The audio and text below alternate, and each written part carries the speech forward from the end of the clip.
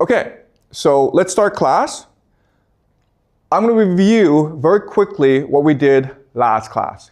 So last class, we learned about monotheism, which is the idea of one true God.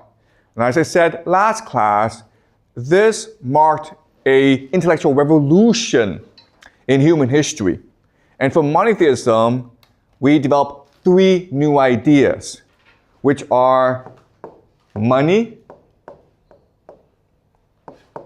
individual, and the nation state. It's important to note that these ideas have always existed in human history, but with monotheism, these ideas became the dominant paradigms. And together, they will give us modernity and create the world that we live in today. Okay, so that's what we discussed last class. And remember, last class, we also discussed that this created a lot of problems for us. There are a lot of benefits, but there are also a lot of consequences. Okay, so we're going to continue the story of humanity today. And today, I want to focus on a very specific question. Why do societies rise and why do they fall? Okay, and I know that these first few classes may seem abstract and theoretical, but that's because we're developing the analytical models in order to better understand our world. So as we move on, we will start looking at very concrete examples. But for the first few classes, please be patient. We are going to develop the theory to understand the world. All right? So let's discuss societies, why they rise, and why they decline. Now, unfortunately, we live in a world in decline. So there are lots of signs that the world is in decline. What are these signs? Shout out some signs. Wars. Yeah, very good, okay? So you have conflict and wars. You look at the situation in Ukraine, look at the situation in the Middle East. But also, you may have seen the news and you have seen conflicts arising in Southeast Asia, Thailand, Myanmar. Also, Trump is about to send US troops to Mexico and Venezuela. Okay, so we live in a world of conflict. And that tells us that the world is in decline. What are some other signs? Environmental issues. Good, yes. So you have climate change. Okay, we are putting too much pressure on the environment, so the air, the water, the land is becoming much more toxic. Okay, good. What else? Employment rate. Good, yes. Unemployment is going up. But not only that, but people's attitude towards work is declining. We live in an age when people don't take work that seriously. People are not as enthusiastic. They're not as motivated to work hard as before. And we call this in China the Bailan age, right? The age of Bailan, meaning let it rot. Like, who cares? Don't take things too seriously. In America, the term is called quiet quitting. Okay, you pretend to work, but you're not really working. What are some other signs?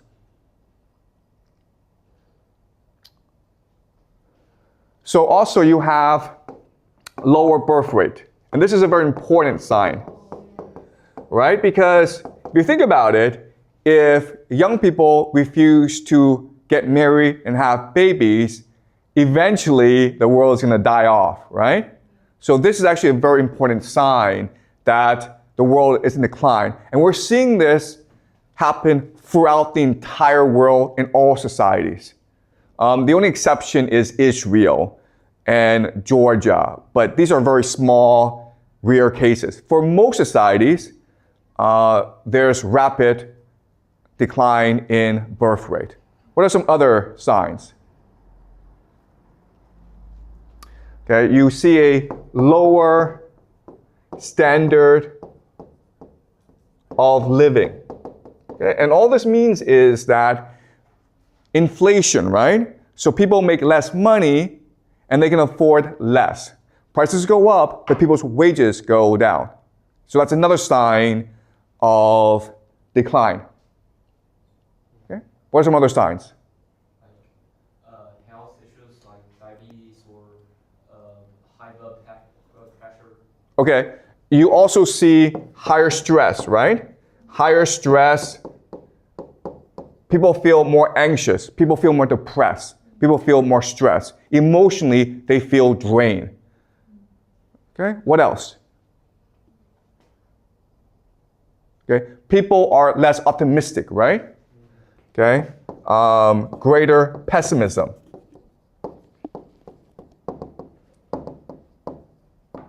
Okay. Also, and this is really important, is the idea of debt, right? Both public and private.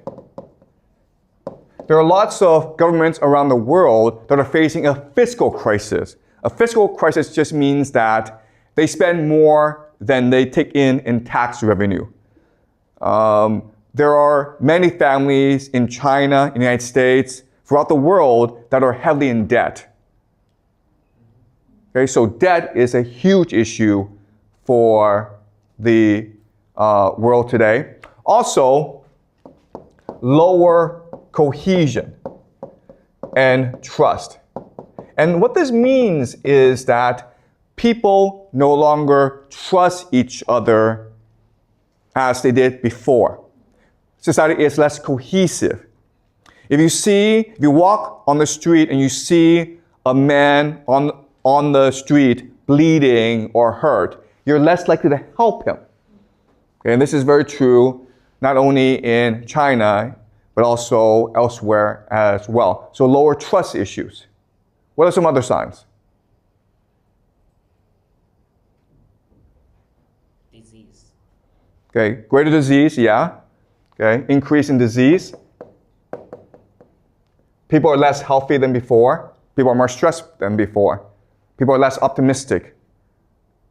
So we can go on and on and on because the signs of rapid social decline are too many. Now, these are signs of decline. Well, if we look at rise, then obviously it's the opposite, right? Yeah.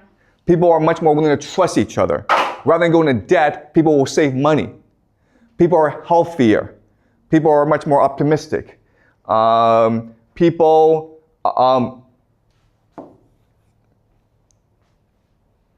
are having lots and lots of babies, right? People are employed. Okay? So these are all signs that society is in decline. The rise, it's the opposite. Also, another sign of decline that's very important that doesn't really happen in China, but happens in the Western world is immigration. Okay? Immigration. Immigration is a huge issue in the Western world, and we will discuss immigration in future classes. But immigration is a sign of decline because it reduces cohesion. Okay? And it also reduces the standard of living. Okay? Another sign of decline is also housing prices go up. So people can no longer afford to buy a house. This is true in China. Young people can no longer afford to buy a house, but it's also true throughout the world. Okay? It's really hard for young people to get by. Okay? All right. Also, fiscal crisis, right? We talked about this, but the idea of fiscal crisis is the government cannot afford a lot of public expenditures. In the future, maybe 5-10 years from now, pension will be a huge problem for governments. Okay? So these are all signs of rapid decline. All right, now having done this, what I'm going to do now is go over some theories as to why this is happening. Why is the world in decline? Okay? And there are lots and lots of theories, but I will present 3 theories to you that I think are interesting. Okay? The first is the idea of financialization. And this theory is proposed by an economist, a French economist named Thomas Piketty. Okay? And he wrote a book called Capital in the 21st century. It is a fantastic book. You don't have to read the book, but if you have a chance, you should definitely pick it up because it is a very easy but very illuminating read.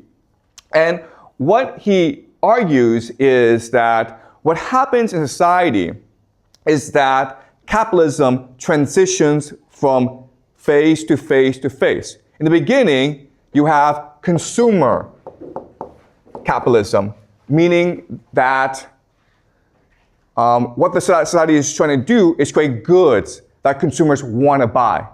This is an era of rapid wealth generation.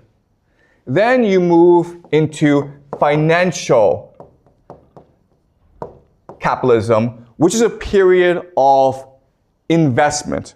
Rather than build factories, you put the money into the stock market.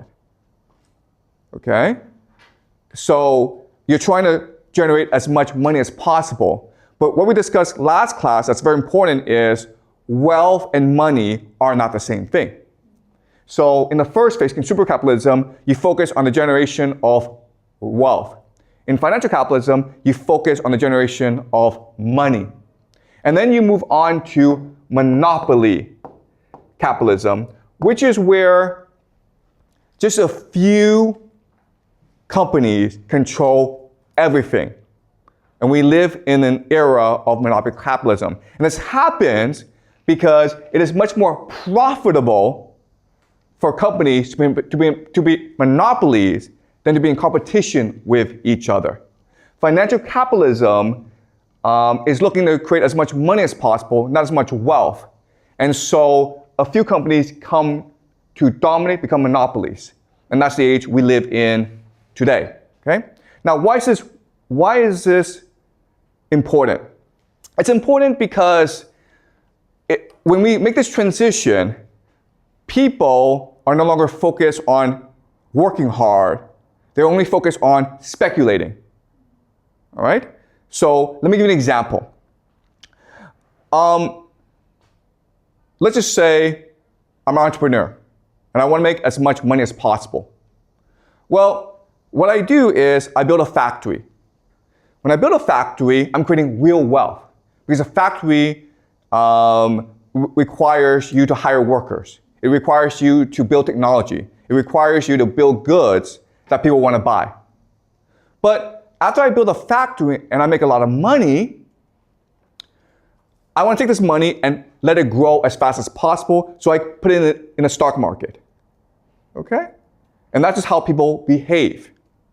The problem is that if too many people do that, then no one's really working. No one's creating real wealth in the economy. The other problem is that because of the way capitalism is set up, if everyone's putting the money in the stock market grows too fast. And the real economy does not grow that fast, okay? And the difference is stark. Thomas Piketty spent a lot of time going over income tax, just looking at how much tax people paid. He did a lot of statistical analysis. And what he discovered is the real economy in late-stage capitalism will grow about 2%. The financial economy will grow at 5%. Okay? And this is really key. What this is telling us is that if you have $1 million, you could choose to go and open a restaurant, or you could choose to invest in the stock market. If you open a restaurant, you will make at most $20,000 a year. But if you were to put in the stock market, you would make $50,000 a year. So everyone's going to put all the money in the stock market, which allows for the stock market to increase. But the real economy is not improving. And therefore, you have all these issues arise. Greater unemployment, greater debt. No one's really working. Okay? So that's the idea of financialization. And what Piketty argues is that this is just a natural cycle. This is just a natural byproduct of capitalism. We live in an age of late stage capitalism. Is this clear to you guys? Any questions before I move on to the second theory? All right, let's move on to the second theory called elite overproduction. And this was proposed by a historian named Peter Turchin. And Peter Turchin spent decades looking at why societies rise and fall. He looked at the Roman Empire. He looked at the French Revolution. He looked at many different examples. And what he believed is societies fall, decline, collapse because of the idea of elite overproduction, meaning you have too many powerful people competing for limited positions of power. All right? So to understand this, I'm going to talk about another experiment called rat utopia. And rat utopia was a series of experiments conducted by an American scientist named James B. Calhoun. And what James Calhoun was trying to do in his experiments was trying to figure out what living in a world of abundance and wealth and security meant. After World War II, the world was divided between the United States and the Soviet Union. It was the Cold War. But it was also a time of increasing abundance due to technology and peace. And the population was increasing. So James Calhoun conducted these experiments to figure out what this meant for the world. So what he did was this. He had a room, okay, that was sealed off from the world. And in the room, he put in food and water and housing for a colony of rats. Maybe like 10 rats at first, but they quickly became 400, 500 rats. And at first, the rats were really happy. But no matter how Calhoun configured the experiment, ultimately, the rats always ended up killing each other. Okay? So what he discovered is, if you live in a world of abundance and security, the end result is the rats always kill each other. And he kept on doing this for 20 years. And he could never, ever create a situation in which the rats lived peacefully. And he could never figure out why this was the case. And even today, there's a huge debate as to why this is the case. But he had a theory, okay? And the theory is this. The rats were not competing for food. They were really competing for status. All right. So let's think of this, okay? In a state of nature, in the real world, rats compete each other for mating rights, right? So you see a beautiful rat and you fight over her, right? The rat who wins out is now the alpha male. And the alpha male can have as many female companions as he wants. Okay? And what do the other rats do? In nature, what will the other rats do? Fight against him. Well, the other rats will probably run away, go somewhere else, and find other female companions, right? Because everyone's trying to be the alpha male. But what's the problem with James Calhoun's experiment? Why do they fight each other? there's no place for them to go. They're stuck where they are. You understand? So status is what we call a zero-sum game. I win, you lose. Okay? There can only be one winner. But in nature, if I win, then the other rats run away and try to build their own colony. But in James Calhoun's experiment, there's no place for them to go. And so all that happens is they keep on fighting each other until they die. Okay? And that's the idea of elite overproduction. And that's what Peter Turchin says. The elite, the children of the elite, are always fighting for positions of power. Not normal people, it's the children of the elite. But eventually, the elite have too many children, and there are not enough positions of power. Okay? Another way of saying this is that in China today, there are too many graduates of Peking University, Beida, and Tsinghua University, Tsinghua, right? They want to be the big boss.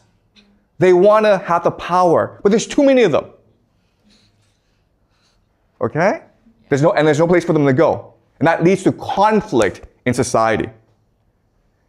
And ultimately, what Peter Turchin has discovered is, if that's the case, then elite overproduction will ultimately lead to either war or revolution. It will lead to the collapse of society. And there's no way around this. Okay? That's Peter Turchin. Now I want to go to the third theory. And the third theory is the idea of a civilizational life cycle. And this is proposed by a German philosopher, scholar named Oswald Spengler. And what he argues is that society, culture, civilization, it's no different from a person. As a person, as a human being, we go through a life cycle. We are born, we grow up, we mature, then we die. Right? And there's no way around this. We all have limited life cycles. You can live to 100, you can live to 150, but eventually you'll die. And what also Spengler says is that happens in society as well. And there's nothing anyone can do about this. So let's go over the life cycle for civilization, okay? In the beginning, you are in the village. Then you move to the town. Then you move to the city. Then you develop the megacity. Okay? Not all civilizations will go through the cycle, but the successful ones will go through the cycle. Okay? You start off, so the Romans, right? The Qing dynasty. You start off in a village, then if you're successful in the village, you build a town, then when you're in a town and you're successful, you defeat other towns and you build a city, and you become a megacity. Okay? And what Oswald Spengler says is, at the height of the civilization must now die. Okay? So let's go over the theory. Well, in the village, life is pretty simple. People work hard. Okay? They are united. They have a collective mentality. Everyone's helping each other. And also, what's really important is lots of babies, right? It's very common for mothers to give birth to 10, 11 kids in a village, right? And the reason why is kids are free labor. So you're incentivized to have as many children as possible. Okay, so this is the framework of a village. But as you go up the civilization ladder, as you mature as a civilization, what happens is you have increased abstraction. Abstraction is just a fancy word for you're removed from reality. Okay? So when you're in a village, you understand everything, right? You understand, oh, the food that I eat comes from the seeds I implant, right? But when you're in a city, guess what? Those drinks you're drinking, you have no idea where it comes from, right? The food you're eating, you have no idea where it comes from. It's all abstract to you. It's all removed from reality, okay? So in the village, people are engaged in working hard and in helping each other. But as you move up, people become much more individualistic. Right? You're concerned about your own personal pleasure. You're concerned about how do I derive benefit from this? Okay? So another way of saying this is, in a village, what keeps people together are emotions and tradition and relationships. But when you move to a megacity, what is it that holds people together? It's money, right? Money is the greatest abstraction. The problem with money is that it means we don't have to ever trust each other.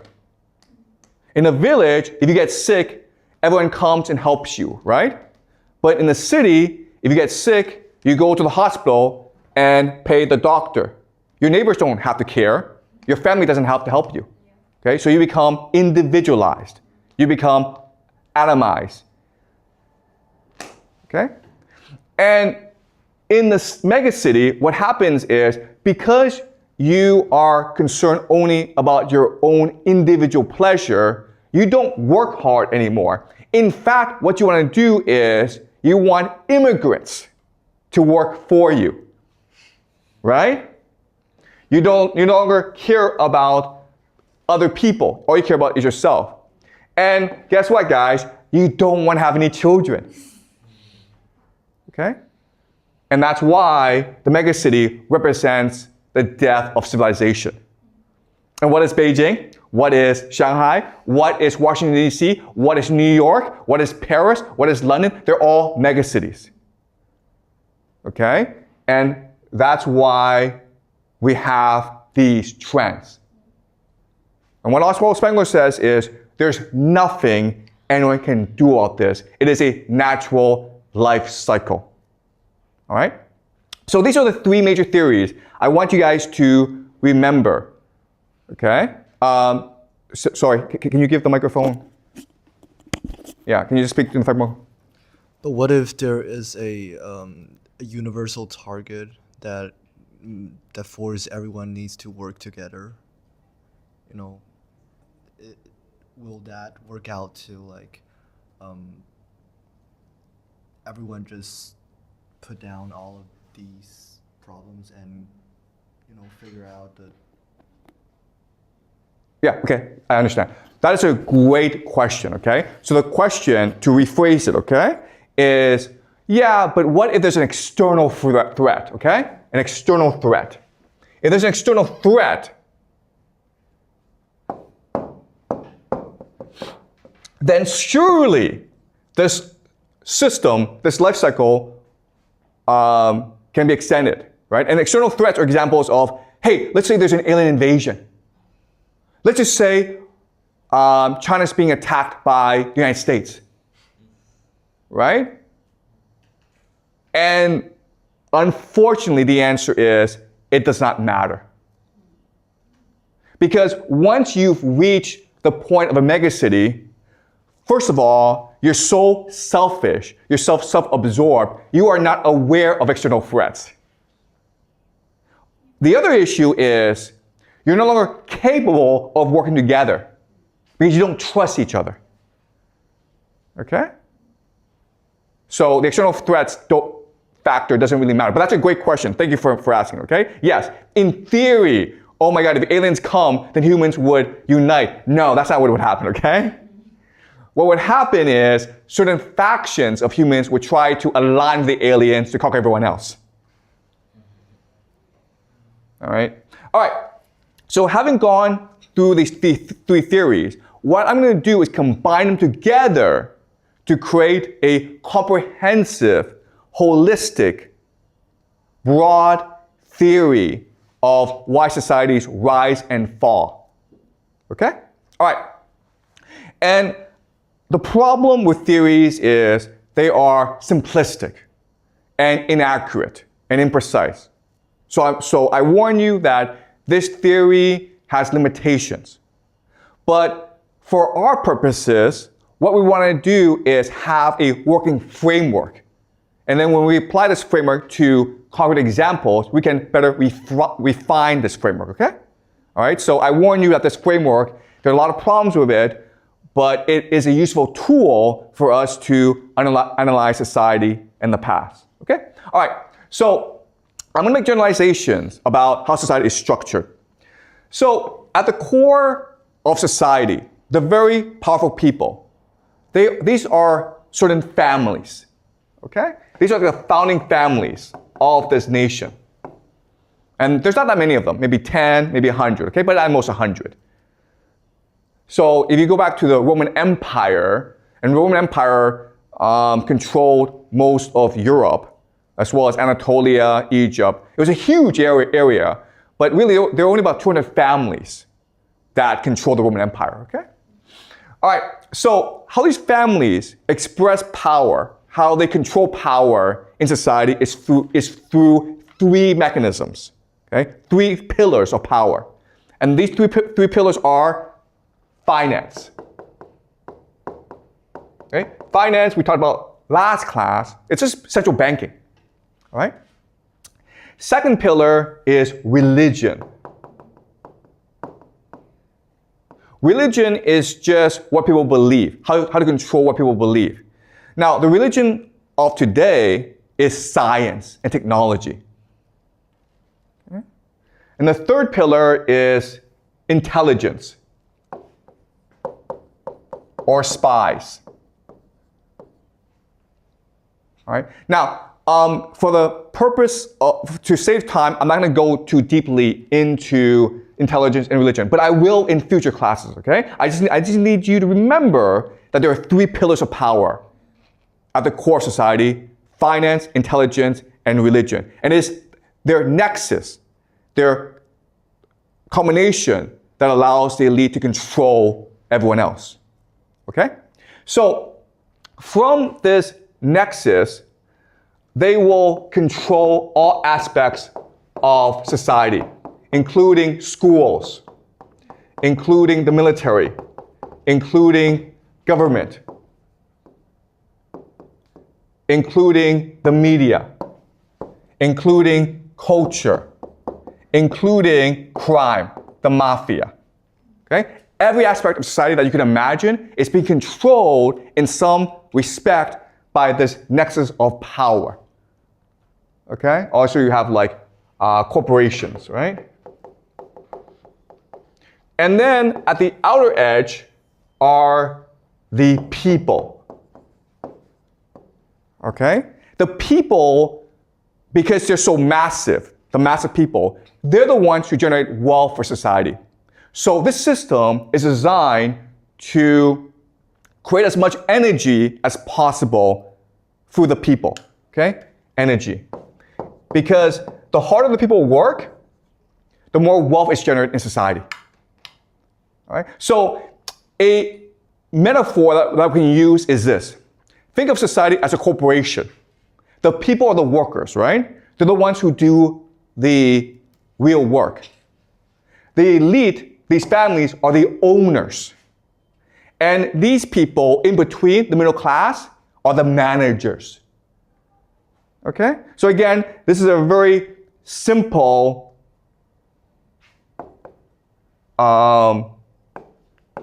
metaphor, and it's not accurate, but it's useful for analysis. Okay? So the families are the owners of the corporation, the people are the workers, the people in between, the managers, are the managers. And we call these people the middle class. There have been other names for it in China before in history. We call them the scholar officials, right? Another name for them is something called the professional managerial class, PMC. Also, another name for them is the petty bourgeoisie. Okay? Again, you don't need to know these names. For the purpose of simplicity, we will just call them the middle class. All right. Does that make sense? Okay, so having gone through the structure of society, let's talk about what happens when society rises and falls. Okay? When it rises, the dynamic of these three groups, it's very interesting. When it rises, the families who own the nation are happy to let the managers control society. And this is what we call democracy, right? And the managers are always providing feedback to the families and saying, we should treat workers better. If we treat workers better, then they will work harder. Okay? And at this point, things are great. The people feel that they have a voice in the system, they're making good money, everyone's really happy. But what happens because of the elite overproduction is these families produce too many children who want positions of power. Basically, they want to spend money from the corporation. And now the corporation is in trouble. It's in debt. Okay? So at this point, what happens is this. You would think the managers would say to the families, listen guys, we need to be more fair to the people. But what really happens in reality is the managers exploit the people. Okay? The managers will now deceive. They will lie to the people. They will commit fraud. They will exploit the people. Why? The reason why is this. What the managers really do is something called rent-seeking behavior. Okay? Rent-seeking behavior just means they have a certain power that they want to exploit in order to extract wealth from other people. So for example, the most classic example is you own an apartment in Beijing, right? So you rent it out to someone who needs to live in Beijing and you collect rent. Well, this is true for a lot of people. So if you are a lawyer, you collect rent because only you can work in the court system. So if you want to sue someone, or if you have a contract dispute, you have to go to a lawyer, okay? The lawyer is collecting rent. And that's what the middle class, the professional managerial class do. They are rent seekers. Okay? Another way of saying this is, guys, if you go to a company, you know what the workers do, right? You know what the managers do? They really don't do that much. Okay? And this is true for the middle class.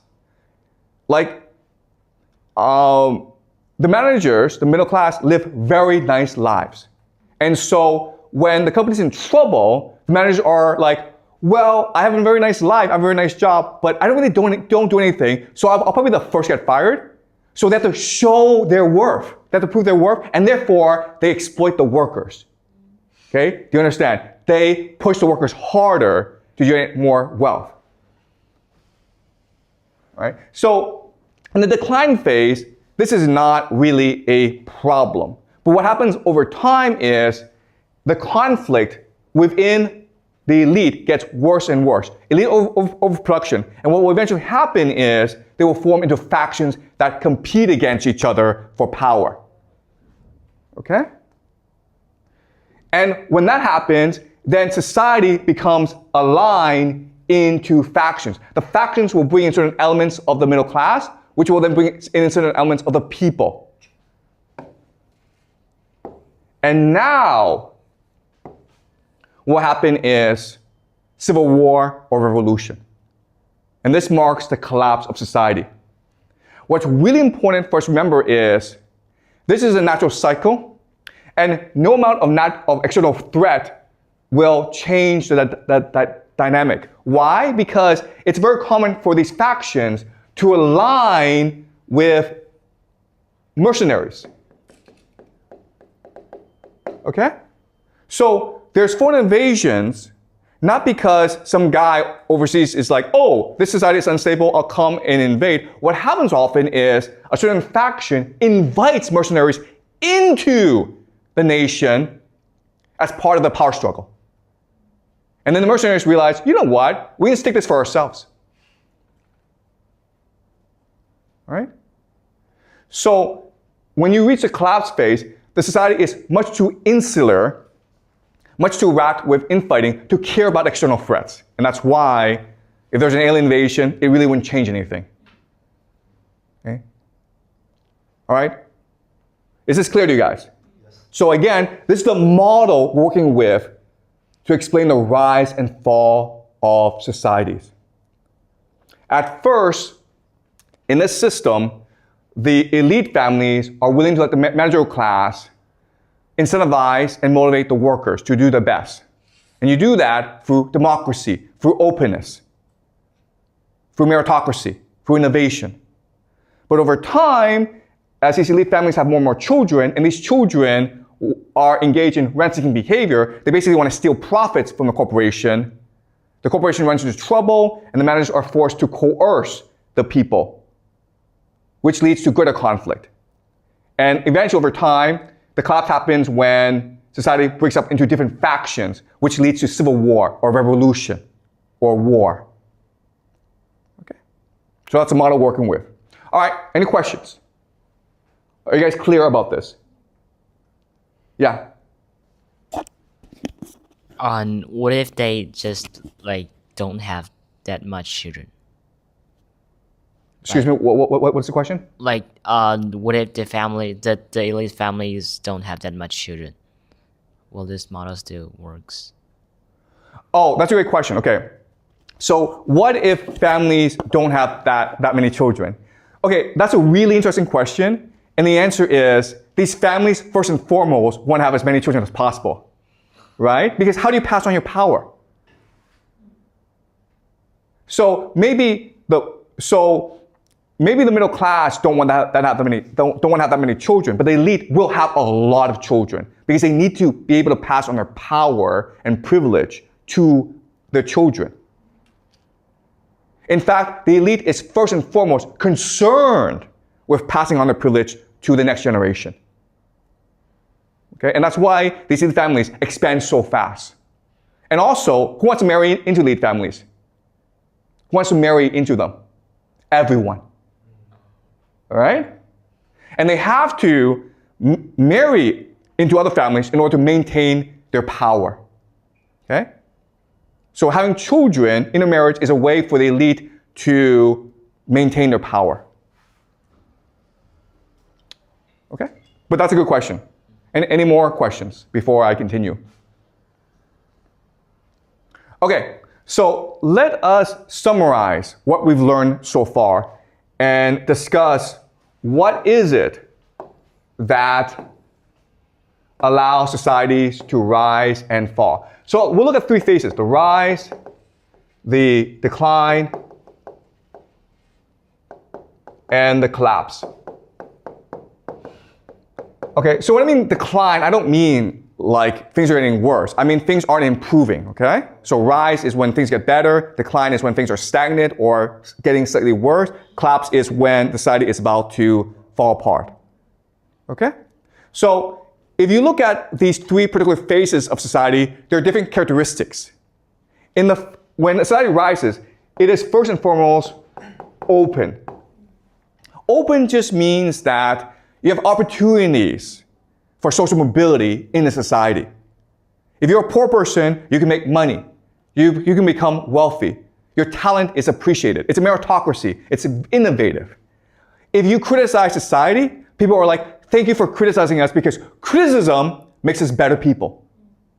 Okay, there's open debate. Now, what's really interesting is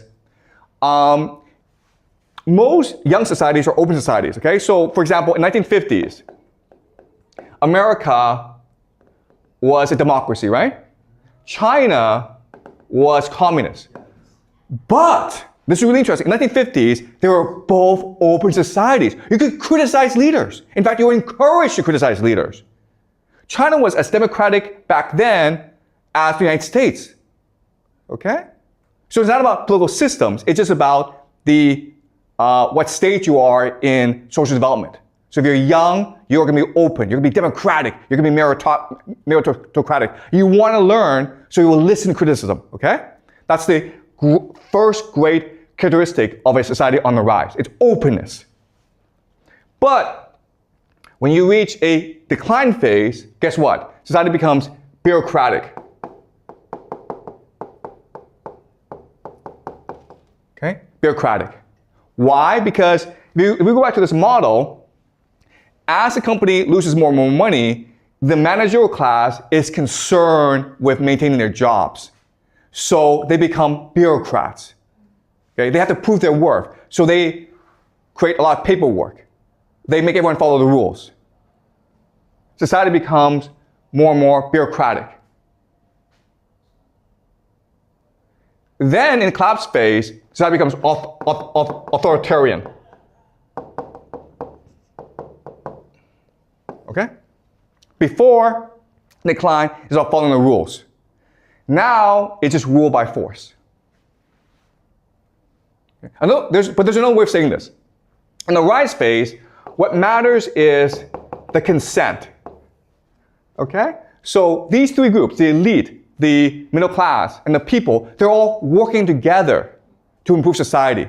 There's consent. But when you hit the decline phase, now there's deception. And then when you hit the collapse phase, it's coercion. So let me give you an example. Let's just say we are in the rise phase, right? Well, we want to go to lunch. So we discuss where we go to lunch. I want to go to McDonald's, but you guys want to go to Pizza Hut or KFC. We have debate, and then eventually we vote, and whoever wants to go, like the majority wins, okay? That's the consent phase. When we hit the decline phase, deception, I'm the teacher, so I say to you, hey guys, let's go to McDonald's because Wang Fei will be there, or Jack Ma will be there, or it's free hamburgers today, okay? I'm lying to you to get what I want.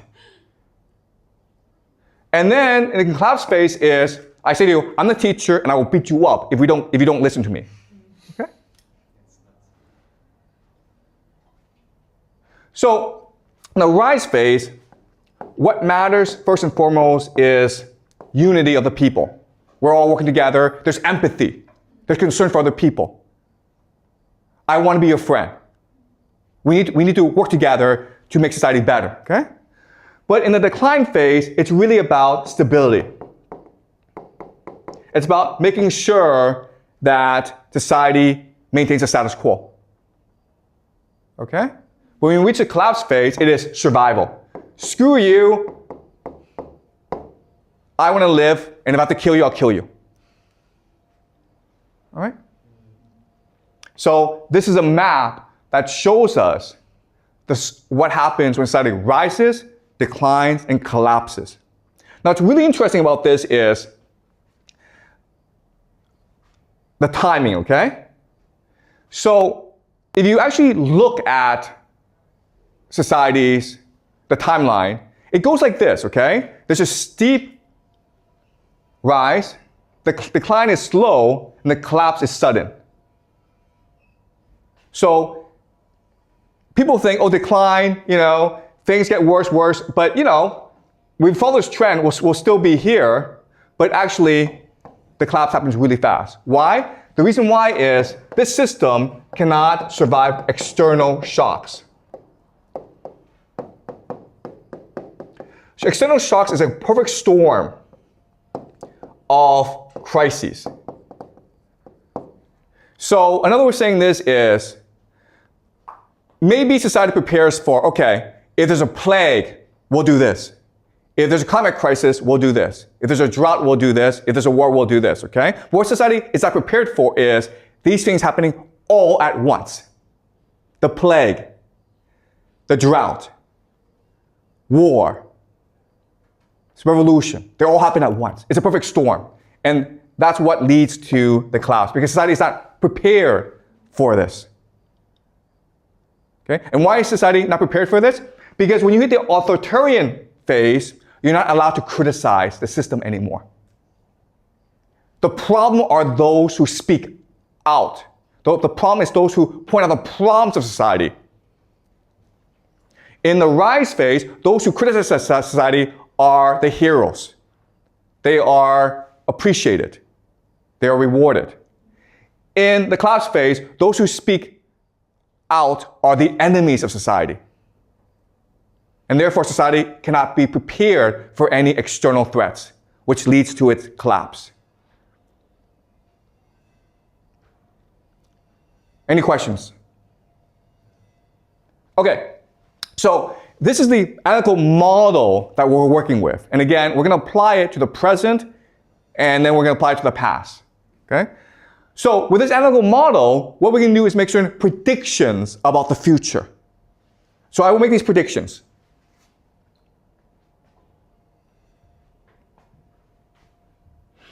And I expect these things to happen in the next 5 to 10 years. 5 to 10 years. Or 10 to 20 years. Okay, I don't know the time frame, okay? But I expect these things to happen. Okay, the first thing that's going to happen in the Western world is decline of democracy and freedom. So remember, in the rise phase, society is democratic and open and meritocratic. But as you move on, it becomes more bureaucratic and ultimately authoritarian, okay? So we will see the United States, Europe become much more authoritarian. You will see a collapse of democracy and freedom in these nations. And already we're seeing this happen in the United States, where Trump is using more and more military to resolve issues. Right?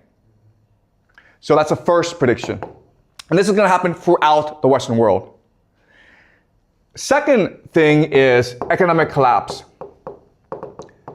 So as people have less and less right to speak up, they feel less invested in the system, they're less willing to work. Therefore, you have economic collapse. People don't believe in the system anymore. Okay, the system is in crisis. This will lead to immigration. The government is like, you know what, if the people don't want to work, screw them, let's bring in immigrants to do the work. Okay, let's replace our population. But the people are not going to sit back and take it, right? This leads to civil war.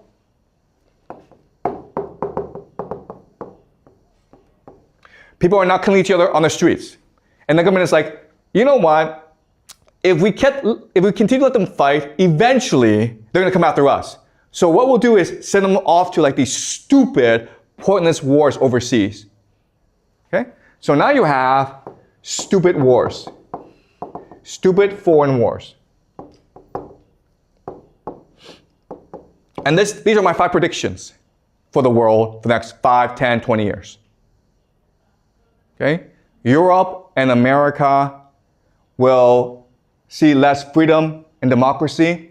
There'll be economic collapse, increased immigration, civil conflict, and then ultimately stupid foreign wars. And I'm not saying this happens in a sequence. I'm saying you'll see all 5 things. Okay? But they may happen in different order. Any questions? Was this clear to you guys? Yeah, thank you. Is there any chance that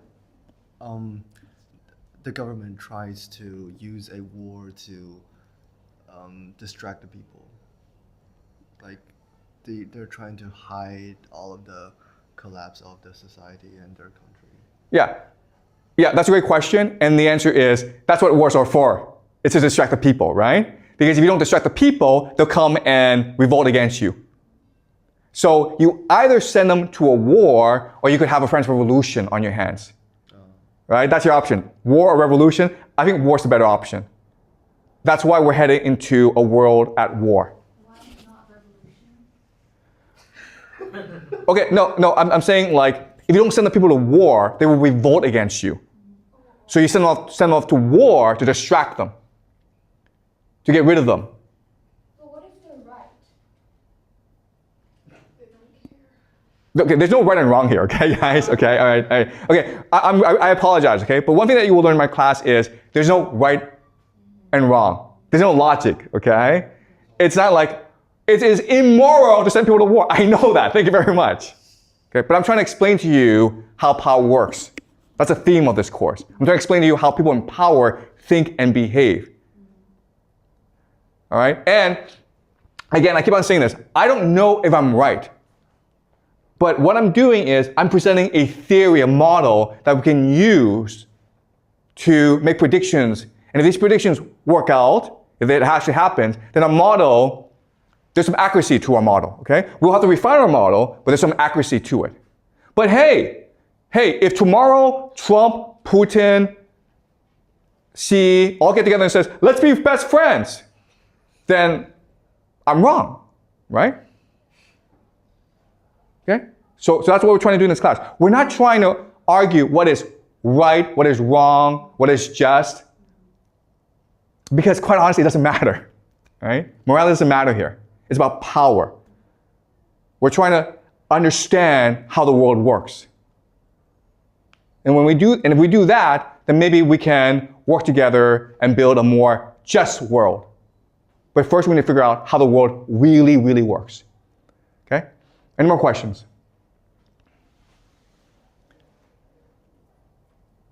Okay, great guys. So we will continue this story next class. I'll see you guys next class.